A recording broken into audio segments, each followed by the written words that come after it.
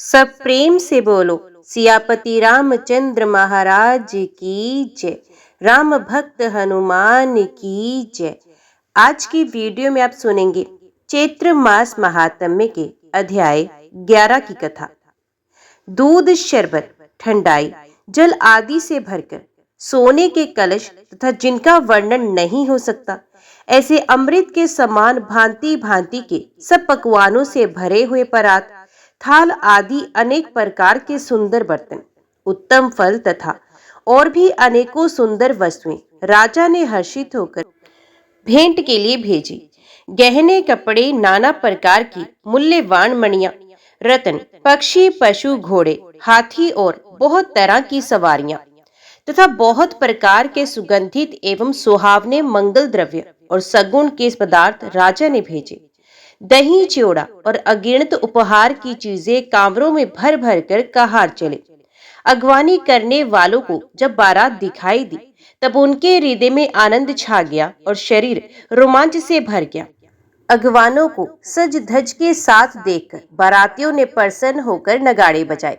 बाराती तथा अगवानों में से कुछ लोग परस्पर मिलने के लिए हर्ष के मारे बाग छोड़कर सरपट तोड़ चले और ऐसे मिले मानो आनंद के दो समुद्र मर्यादा छोड़कर मिलते हों।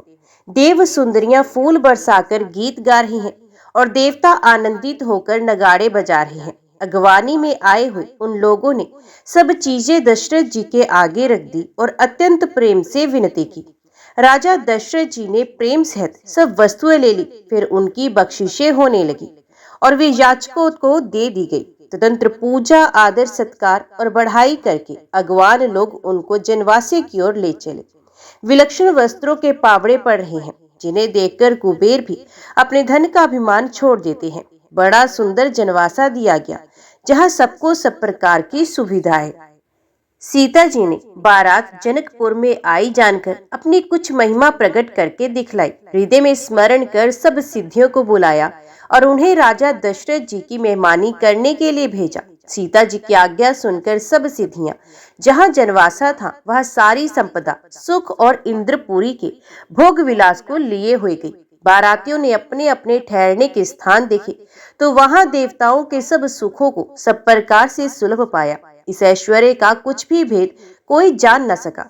सब जनक जी की बढ़ाई कर रहे हैं। श्री रघुनाथ जी ये सब सीता जी की महिमा जानकर और उनका प्रेम पहचान कर हृदय में हर्षित हुए।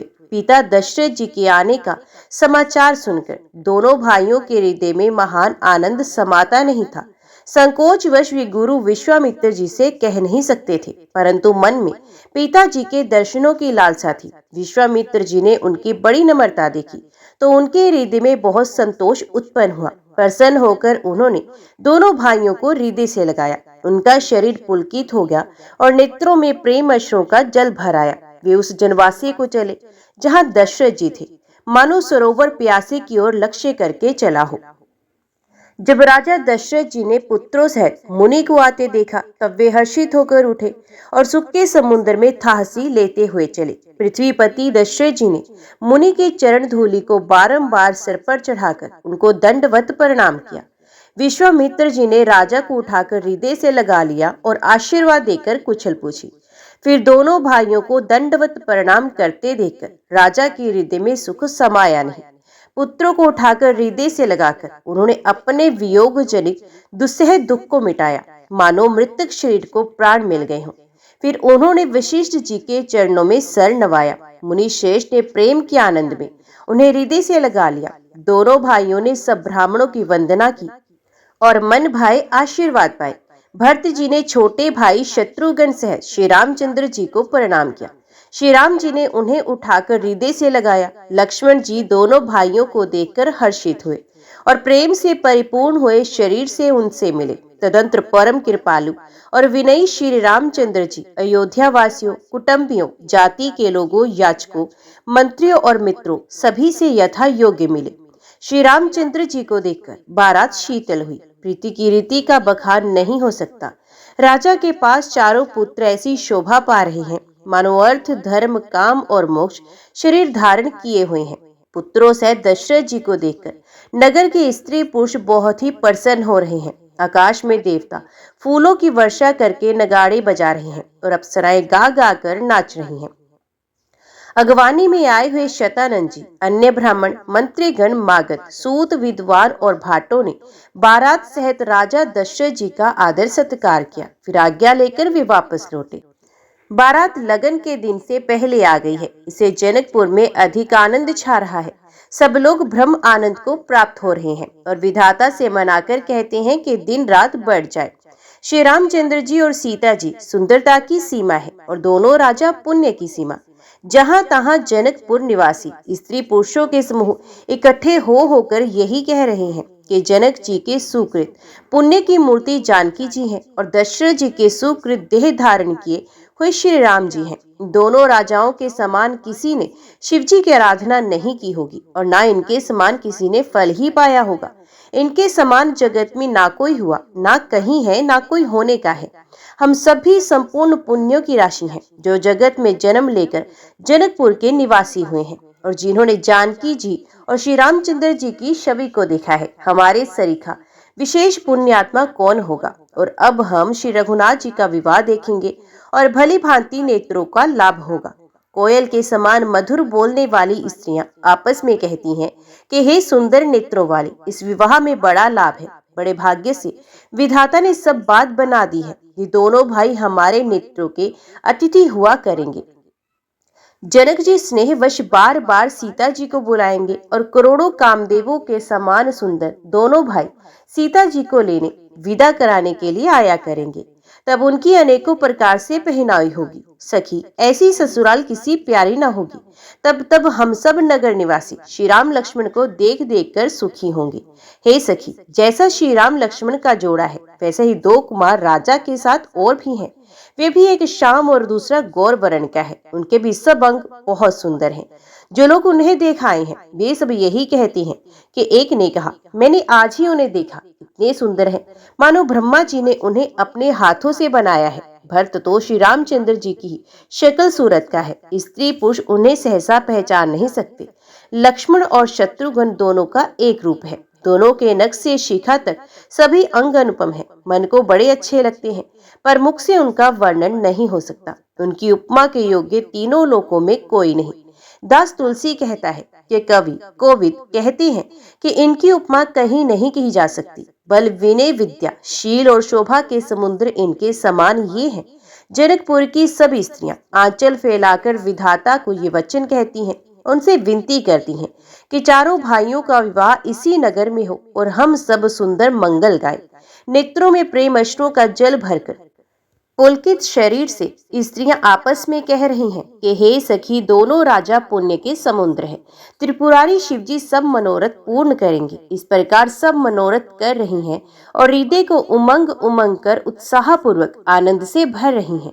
सीता जी के स्वयंवर में जो राजा आए थे उन्होंने भी चारों भाइयों को देखकर सुख पाया। श्री रामचंद्र जी का निर्मल और महान यश कहते हुए राजा लोग अपने अपने घर गए। इस प्रकार कुछ दिन और बीत गए। जनकपुर निवासी और बाराती सभी बड़े आनंदित हैं। मंगलों का मूल अगन का दिन आ गया।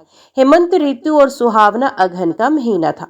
ग्रह, तिथि, नक्षत्र, योग और वार श्रेष्ठ है। लगन मुहूर्त शोधकर ब्रह्मा जी ने उस पर विचार किया और उस लगन पत्रिका को नारद जी के हाथ जनक जी के यहाँ भेज दिया। जनक जी के ज्योतिषियों ने भी वही गणना कर रखी थी। जब सब लोगों ने ये बात सुनी तब वे कहने लगे, यहाँ के ज्योतिषी भी ब्रह्मा है। निर्मल और सभी सुंदर मंगलों की मूल गोधूली की पवित्र वेला आ गई और अनुकूल शगुन होने लगे। ये जानकर ब्राह्मणों ने जनक जी से कहा।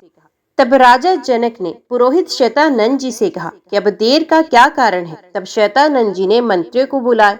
वे सब मंगल का सामान सजाकर ले आए। शंख, नगारे, ढोल और बहुत से बाजे बजने लगे तथा मंगल कलश और शुभ शगुन की वस्तुएं सजाई गई। सुंदर सुहागन स्त्रियां गीत गा रही हैं और पवित्र ब्राह्मण वेद की ध्वनि कर रहे हैं। सब लोग इस प्रकार आदर पूर्वक बारात को लेने चले और जहां बारातियों का जनवासा था वहां गए। अवधपति दशरथ जी का समाज देखकर उनको देवराज इंद्र भी बहुत ही तुच्छ लगने लगा। उन्होंने जाकर विनती की, समय हो गया है, अब पधारिए। ये सुनते ही नगाड़ों पर चोट पड़ी। गुरु वशिष्ठ जी से पूछकर और कुल की सब रीतियों को करके राजा दशरथ जी मुनि और साधुओं के समाज को साथ लेकर चले। अवध नरेश दशरथ जी का भाग्य और वैभव को देखकर और अपना जन्म व्यर्थ समझकर ब्रह्मा जी आदि देवता हजारों मुखों से उसकी सराहना करने लगे। देवगण सुंदर मंगल का अवसर जानकर नगाड़े बजा बजा कर फूल बरसाते हैं। शिवजी, ब्रह्मा जी आदि देव वृंद युद्ध टोलियां बना बनाकर विमानों पर जा चढ़े और प्रेम से पुलकित शरीर हो तथा हृदय में उत्साह भरकर श्री रामचंद्र जी का विवाह देखने चले। जनकपुर को देखकर देवता इतने अनुरक्त हो गए कि उन सबको अपने अपने लोग बहुत तुच्छ लगने लगे। विचित्र मंडप को तथा नाना प्रकार की सब अलौकिक रचनाओं को वे चकित होकर देख रहे हैं। नगर के स्त्री पुरुष रूप के भंडार सुघड़, श्रेष्ठ धर्मात्मा, सुशील और सुजान है। उन्हें देखकर सब देवता और देवांगनाएं ऐसे प्रभाहीन हो गए जैसे चंद्रमा के उज्याले में तारागण फीके पड़ जाते हैं। ब्रह्मा जी को विशेष आश्चर्य हुआ क्योंकि वहां उन्होंने अपनी कोई करनी तो देखी ही नहीं। तब शिवजी ने सब देवताओं को समझाया कि तुम लोग आश्चर्य में मत पड़ो, हृदय में धीरज धरकर विचार तो करो कि ये भगवान की महामहिमामयी निज शक्ति श्री सीता जी का और अखिल ब्रह्मांडों के परमेश्वर साक्षात भगवान श्री रामचंद्र जी का विवाह है, जिनका नाम लेते ही जगत में सारे अमंगलों की जड़ कट जाती है और चारों पदार्थ सुलभ हो जाते हैं। ये वही जगत के माता पिता श्री सीताराम जी हैं। काम के शत्रु शिव जी ने ऐसा कहा। इस प्रकार शिवजी ने देवताओं को समझाया और फिर अपने श्रेष्ठ बैल नंदीश्वर को आगे बढ़ाया। देवताओं ने देखा कि दशरथ जी मन में बड़े ही प्रसन्न और शरीर से पुलकित हुए चले जा रहे हैं। उनके साथ परम हर्षयुक्त साधुओं और ब्राह्मणों की मंडली ऐसी शोभा दे रही है मानो समस्त सुख शरीर धारण करके उनकी सेवा कर रहे हों। चारों सुंदर पुत्र साथ में ऐसे सुशोभित हैं मानो संपूर्ण मोक्ष शरीर धारण किए उनके साथ चले आ रहे हों। मरकत मणि और स्वर्ण के रंग की सुंदर जोड़ियों को देखकर देवताओं को कम प्रीति नहीं हुई। फिर श्री रामचंद्र जी को देखकर वे हृदय में अत्यंत हर्षित हुए और राजा की सराहना करके उन्होंने फूल बरसाए। नख से शिखा तक श्री रामचंद्र जी ने सुंदर रूप को बार बार देखते हुए पार्वती सहित श्री शिव जी का शरीर पुलकित हो गया और उनके नेत्र प्रेम अश्रुओं के जल से भर गए। राम जी का मोर के कंठ सी कांति वाला हरिताप श्याम शरीर है। बिजली का सा अत्यंत निरादर करने वाला प्रकाश में सुंदर पीत रंग के वस्त्र हैं। सब मंगल रूप है और सब प्रकार से सुंदर भांति भांति के विवाह के आभूषण शरीर पर सजाए गए हैं। उनका सुंदर मुख शरत पूर्णिमा के निर्मल चंद्रमा के समान और मनोहर नेत्र नवीन कमल को लजाने वाले हैं। सारी सुंदरता अलौकिक है, माया की बनी नहीं, दिव्य सच्चिदानंदमयी है। वे कहीं नहीं जा सकती, मन ही मन बहुत प्रिय लगती है। साथ में मनोहर भाई शोभित हैं जो चंचल घोड़ों को नचाते हुए चले जा रहे हैं।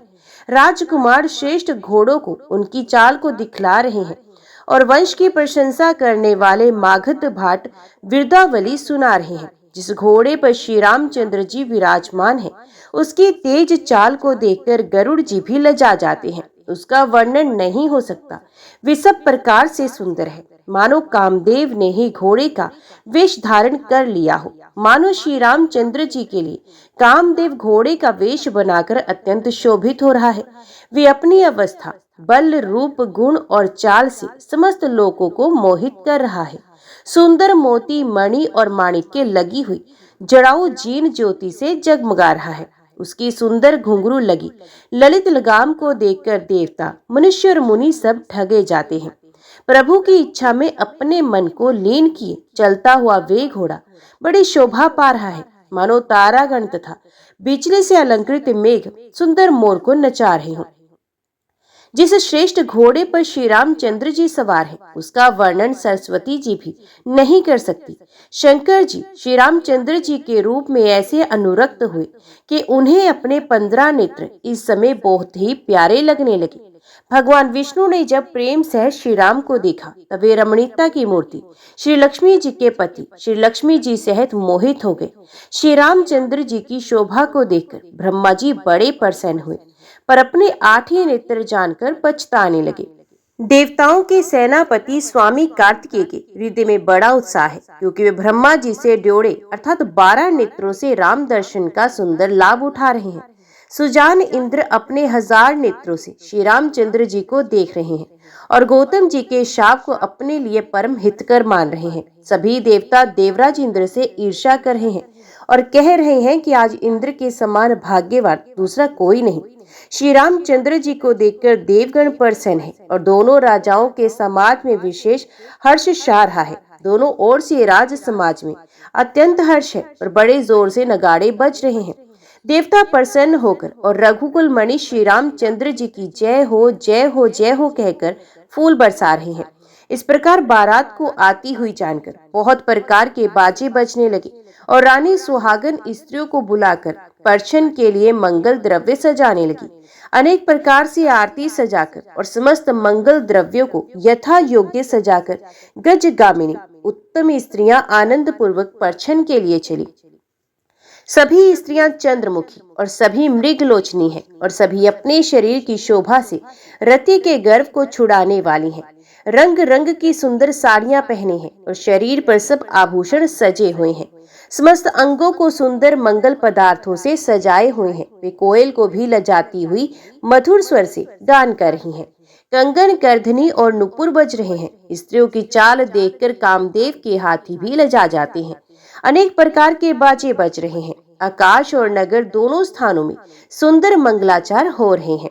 शची, इंद्राणी, सरस्वती, लक्ष्मी, पार्वती और जो स्वभाव से ही पवित्र और सयानी देवांगनाएं थी, वे सब कपट से सुंदर स्त्री का वेश बनाकर रनिवास में जा मिले और मनोहर वाणी से मंगल गान करने लगे। सब कोई हर्ष के विशेष वश थे, अतः किसी ने उन्हें पहचाना नहीं। कौन किसे जाने पहचाने।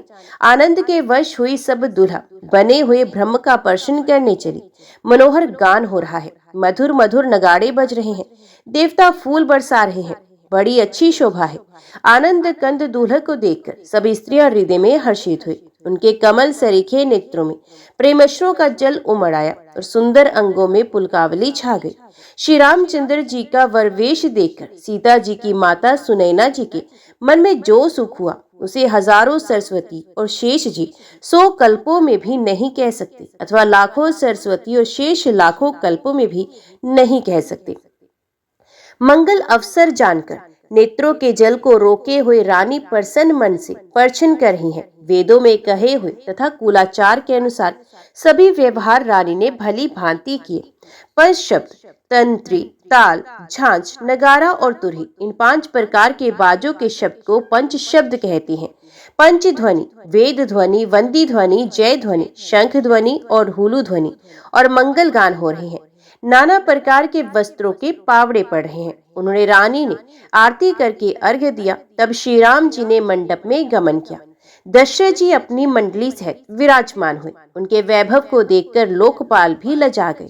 समय समय पर देवता फूल बरसाते हैं और भूदेव ब्राह्मण समय अनुकूल शांति पाठ करते हैं। आकाश और नगर में शोर मच रहा है। अपने पराये कोई कुछ नहीं सुनता। इस प्रकार श्री रामचंद्र जी मंडप में आए और अर्घ्य देकर आसन पर बैठाए गए।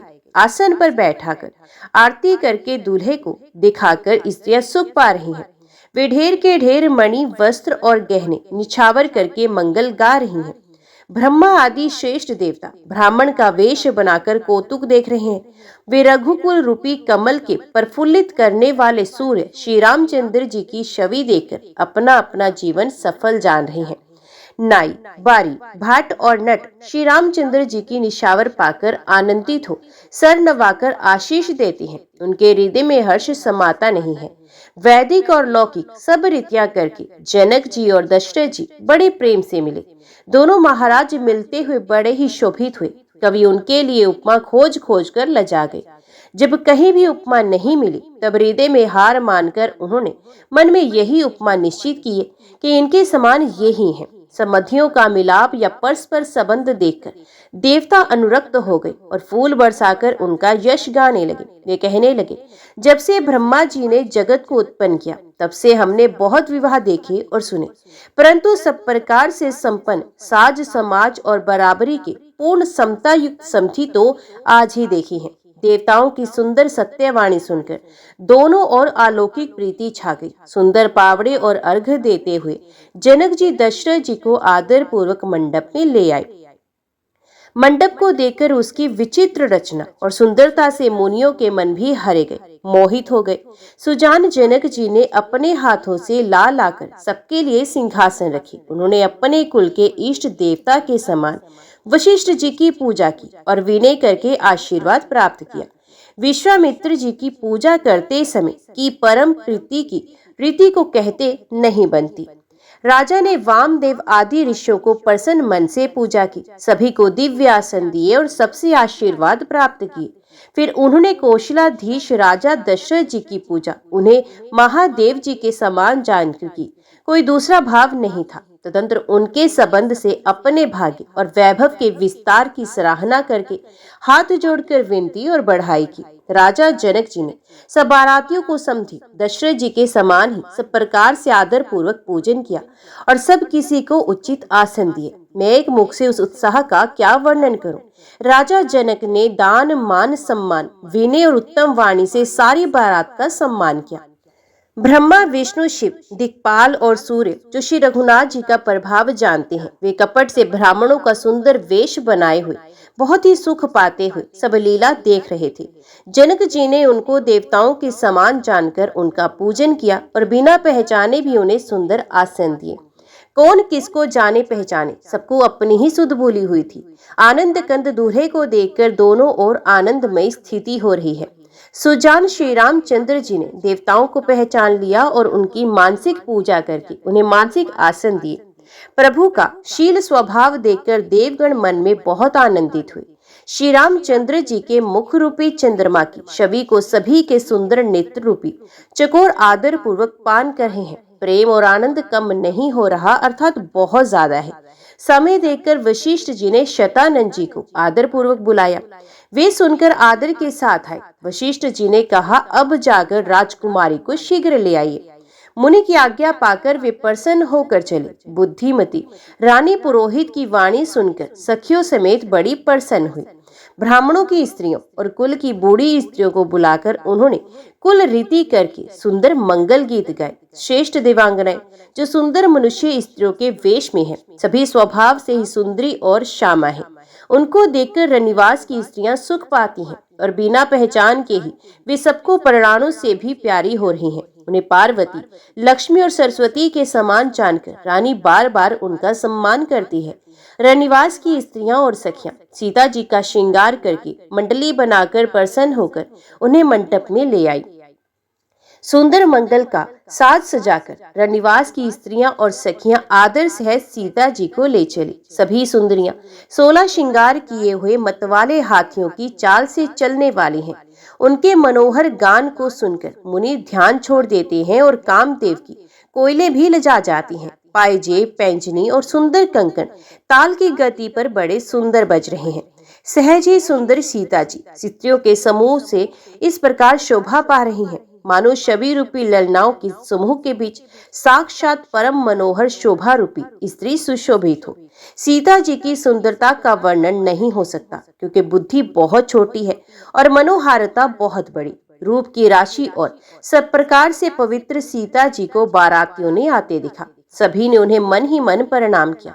श्री रामचंद्र जी को देखकर तो सभी कृत्य कृत्य हो गए। राजा दशरथ जी पुत्रों सहित हर्षित हुए। उनके हृदय में जितना आनंद था वे कहा नहीं जा सकता। देवता प्रणाम करके फूल बरसा रहे हैं। मंगलों की मूल मुनियों के आशीर्वादों की ध्वनि हो रही है। गानों और नगाड़ों के शब्द से बड़ा शोर मच रहा है। सभी नर नारी प्रेम और आनंद में मगन है। इस तरह सीता जी की मंडप में आई। मुनिराज बहुत ही आनंदित होकर शांति पाठ पढ़ रहे हैं। उस अवसर की सब रीति व्यवहार और कुलाचार दोनों कुलगुरुओं ने की। कुलाचार करके गुरुजी प्रसन्न होकर गौरी जी, गणेश जी और ब्राह्मणों की पूजा कर रहे हैं, अथवा ब्राह्मणों के द्वारा गौरी और गणेश की पूजा करवा रहे हैं। देवता प्रकट होकर पूजा ग्रहण करते हैं, आशीर्वाद देते हैं और अत्यंत सुख पा रहे हैं। मधुपर्क आदि जिस किसी भी मांगलिक पदार्थ की मुनि जिस समय भी मन में चाह मात्र करते हैं, सेवक गण उसी समय सोने की पारातों में कलशों में भरकर उन पदार्थों को लेकर तैयार रहते हैं। स्वयं सूर्य देव प्रेम सहित अपने कुल की सब रीतियां बता देते हैं और वे सब आदर पूर्वक की जा रही हैं। इस प्रकार देवताओं की पूजा करा के मुनियों ने सीता जी को सुंदर सिंहासन दिया। श्री सीता जी और श्री राम जी का आपस में एक दूसरे को देखना तथा उनका परस्पर का प्रेम किसी को लख नहीं पड़ रहा। जो बात श्रेष्ठ मन, बुद्धि और वाणी से भी परे है, उसे कवि क्यों कर प्रकट करे। हवन के समय अग्निदेव शरीर धारण करके बड़े ही सुख से आहुति ग्रहण करते हैं और सारे वेद ब्राह्मण का वेश धरकर विवाह की विधियां बताते रहते हैं। जनक जी की जगविख्यात पटरानी और सीता जी की माता का बखान तो हो ही कैसे सकता है। सुयश, सुकृत, पुण्य, सुख और सुंदरता सबको बटोर कर विधाता ने उन्हें संवार कर तैयार किया है। समय जानकर श्रेष्ठ मुनियों ने उनको बुलवाया। वे सुनते ही सुहागन स्त्रियां उन्हें आदर पूर्वक ले आई। सुनैना जी जनक जी की पटरानी जनक जी की बाईं और ऐसी सोह रही हैं मानो हिमाचल के साथ मैना जी शोभित हों। पवित्र, सुगंधित और मंगल जल से भरे सोने के कलश और मणियों की सुंदर पारातें राजा रानी ने आनंदित होकर अपने हाथों से लाकर श्री रामचंद्र जी के आगे रख दी। मुनि मंगलवाणी से वेद पढ़ रहे हैं। सुअवसर जानकर आकाश से फूलों की झड़ी लग गई है। दूल्हे को देखकर राजा रानी प्रेम मगन हो गए और उनके पवित्र चरणों को पखारने लगे। वे श्री रामचंद्र जी के चरण कमलों को पखारने लगे। प्रेम से उनके शरीर में पुलकावली छा रही है। आकाश और नगर में होने वाली गान, नगाड़ी और जय जयकार की ध्वनि मानो चारों दिशाओं में उमड़ चली। जो चरण कमल कामदेव के शत्रु श्री शिव जी के हृदय रूपी सरोवर में सदा ही विराजते हैं, जिनका एक बार भी स्मरण करने से मन में निर्मलता आ जाती है और कलयुग के सारे पाप भाग जाते हैं, जिनका स्पर्श पाकर गौतम मुनि की स्त्री अहिल्या ने जो पापमय थी परम गति पाई, जिन चरण कमलों का गंगा जी शिव जी के मस्तक पर विराजमान है, जिसको देवता पवित्रता की सीमा बताते हैं, मुनि और योगी जन अपने मन को भोरा बनाकर जिन चरण कमलों का सेवन करके मनोवांछित गति प्राप्त करते हैं, उन्हीं चरणों को भाग्य के पात्र जनक जी धो रहे हैं। ये देखकर सब जय जयकार कर रहे हैं। दोनों कुलों के गुरु वर और कन्या की हथेलियों को मिलाकर शाखोच्चार करने लगे। पानी ग्रहण हुआ देखकर ब्रह्मादि देवता, मनुष्य और मुनि आनंद में भर गए और सुख के मूल दूल्हे को देखकर राजा रानी का शरीर पुलकित हो गया और हृदय आनंद से उमंग उठा। राजाओं के अलंकार स्वरूप महाराज जनक जी ने लोक और वेद की रीति को करके कन्या दान किया। जैसे हिमवान ने शिव जी को पार्वती जी और सागर ने भगवान विष्णु को लक्ष्मी जी दी थी, वैसे ही जनक जी ने श्री रामचंद्र जी को सीता जी समर्पित की, जिससे विश्व में सुंदर नवीन कीर्ति छा गई। विदेह जनक जी कैसे विनती करें, उस सांवली मूर्ति तो उन्हें सचमुच विदेह ही कर दिया। विधि पूर्वक हवन करके गठ जोड़ी की गई और भवरे होने लगी। जय ध्वनि, वंदी ध्वनि, वेद ध्वनि, मंगल गान और नगाड़ों की ध्वनि सुनकर चतुर देवगण हर्षित हो रहे हैं और कल्प वृक्ष के फूलों को बरसा रहे हैं। वर और कन्या सुंदर भावरे दे रहे हैं। सब लोग आदर पूर्वक उन्हें देखकर नेत्रों का परम लाभ ले रहे हैं। मनोहर जोड़ी का वर्णन नहीं हो सकता। जो कुछ उपमा कहूँ वे भी थोड़ी होगी। श्री राम जी और श्री सीता जी की सुंदर परछाई मणियों के खंभों में जगमगा रही है, मानो कामदेव और रति बहुत से रूप धारण करके श्री राम जी के अनुपम विवाह को देख पा रहे हैं। उन्हें कामदेव और रति के दर्शन की लालसा और संकोच दोनों ही कम नहीं अर्थात बहुत हैं, इसलिए वे मानो बार बार प्रकट होते और छिपते हैं। सब देखने वाले आनंद मगन हो गए और जनक जी की भांति सभी अपनी सुध भूल गए। मुनियों ने आनंद पूर्वक भावरे फिराई और नेग सहित सब रीतियों को पूरा किया। श्री रामचंद्र जी सीता जी के सर में सिंदूर दे रहे हैं। ये शोभा किसी प्रकार भी कहीं नहीं जाती, मानो कमल को लाल पराग से अच्छी तरह भरकर अमृत के लोभ से सांप चंद्रमा को भूषित कर रहा है। यहाँ श्री राम के हाथ को कमल की, सिंदूर को पराग की, श्री राम की शाम भुजा को सांप की और सीता जी के मुख को चंद्रमा की उपमा दी गई है। फिर वशिष्ठ जी ने आज्ञा दी, तब दूल्हा और दुल्हन को एक आसन पर बैठाए। श्री राम जी और जानकी जी श्रेष्ठ आसन पर बैठे। उन्हें देखकर दशरथ जी मन में बहुत आनंदित हुए। अपने सुकृत रूपी कल्प वृक्ष में नए फल आए देखकर उनका शरीर बार बार पुलकित हो रहा है। 14 भुवनों में उत्साह भर गया। सबने कहा कि श्री रामचंद्र जी का विवाह हो गया। जीव एक है और ये मंगल महान है, फिर भला वे वर्णन करके किस प्रकार समाप्त किया जा सकता है। तब वशिष्ठ जी की आज्ञा पाकर जनक जी ने विवाह का सामान सजाकर मांडवी जी, श्रुतकृति जी और उर्मिला जी, इन तीनों राजकुमारियों को बुला लिया। कुछ ध्वज की बड़ी कन्या मांडवी जी को, जो गुणशील, सुख और शोभा के रूप है, राजा जनक ने प्रेम पूर्वक सब रीतियां करके भरत जी को ब्याह दी। जानकी जी की छोटी बहन उर्मिला जी को सब सुंदरियों में शिरोमणि जानकर उस कन्या को सब प्रकार से सम्मान करके लक्ष्मण जी को ब्याह दिया। और जिनका नाम श्रुतकृति है और जो सुंदर नेत्रों वाली, सुंदर मुख वाली, सब गुणों की खान और रूप तथा शील में उजागर है, उनको राजा ने शत्रुघ्न को ब्याह दिया। दूल्हा और दुल्हनों में परस्पर अपने अपने अनुरूप जोड़ी को देखकर सकुचाते हुए हृदय में हर्षित हो रही हैं। सब लोग प्रसन्न होकर उनकी सुंदरता की सराहना करते हैं और देवगण फूल बरसा रहे हैं। सब सुंदर दुल्हनें सुंदर दूल्हों के साथ एक ही मंडप में ऐसी शोभा पा रही हैं, मानो जीव के हृदय में चारों अवस्थाएं, जागृत, स्वप्न, सुषुप्ति और तुरई, अपने चारों स्वामियों विश्व, तेजस, प्राज्ञ और ब्रह्म सहित विराजमान हो। सपुत्रों को बहुओं सहित देखकर अब्द निरुद्ध दशरथ जी ऐसे आनंदित हुए मानो वे राजाओं की शिरोमणि क्रियाओं, यज्ञ क्रिया, श्रद्धा क्रिया, योग क्रिया और ज्ञान क्रिया सहित चारों फल, अर्थ, धर्म, काम और मोक्ष पा गए हों। श्री रामचंद्र जी के विवाह की जैसी विधि वर्णन की गई, उसी रीति से सब राजकुमार ब्याहे गए। दहेज की अधिकता कुछ कहीं नहीं जाती। सारा मंडप सोने और मणियों से भरा हुआ है। बहुत से कंबल, वस्त्र और भांति भांति के विचित्र रेशमी कपड़े, जो थोड़ी कीमत के नहीं थे अर्थात बहुमूल्य थे, तथा हाथी, रथ, घोड़े, दास दासियां और गहनों से सजी हुई कामधेनु, सरीखे गाय आदि अनेकों वस्तुएं हैं, जिनकी गिनती कैसे की जाए, उनका वर्णन नहीं किया जा सकता। जिन्होंने देखा वही जानते हैं। उन्हें देखकर लोकपाल भी सिहा गए। अब्दराज दशरथ जी ने सुख मानकर प्रसन्न चित्त से सब कुछ ग्रहण किया। उन्होंने विदहेज का सामान याचकों को जो जिसे अच्छा लगा दे दिया। जो बच रहा वे जनवासे में चलाया। तब जनक जी हाथ जोड़कर सारी बारात का सम्मान करते हुए कोमल वाणी से बोले, आदर, दान, विनय और बढ़ाई के द्वारा सारी बारात का सम्मान कर राजा जनक ने महान आनंद के साथ प्रेम पूर्वक लाड़ करके मुनियों के समूह की पूजा एवं वंदना की। सर नवाकर देवताओं को मनाकर राजा हाथ जोड़कर सबसे कहने लगे कि देवता और साधु तो भाव ही चाहते हैं, वे प्रेम से ही प्रसन्न हो जाते हैं। उन पूर्ण काम महानुभावों को कोई कुछ देकर कैसे संतुष्ट कर सकता है? क्या एक अंजलि जल देने से कहीं समुद्र संतुष्ट हो सकता है? फिर जनक जी भाई सहित हाथ जोड़कर कौशलाधीश दशरथ जी से स्नेहशील और सुंदर प्रेम में सान कर मनोहर वचन बोले, हे राजन, आपके साथ संबंध हो जाने से अब हम सब प्रकार से बड़े हो गए। इस राजपाट सहित हम दोनों को अब बिना दाम के लिए ही सेवक समझेगा। इन लड़कियों को टहलनी मानकर नई नई दया करके पालन कीजिएगा। मैंने बड़ी ढिठाई की कि आपको यहाँ बुला भेजा, अपराध क्षमा कीजिए। फिर सूर्य कुल के भूषण दशरथ जी ने समंधी जनक जी को संपूर्ण सम्मान का निधि कर दिया। इतना सम्मान दिया कि वे सम्मान के भंडार ही हो गए। उनकी परस्पर की विनय कहीं नहीं जाती। दोनों के हृदय प्रेम से परिपूर्ण है। देवता गण फूल बरसा रहे हैं। राजा जनवासे को चले गए। नगाड़े की ध्वनि, जय ध्वनि और वेद की ध्वनि हो रही है।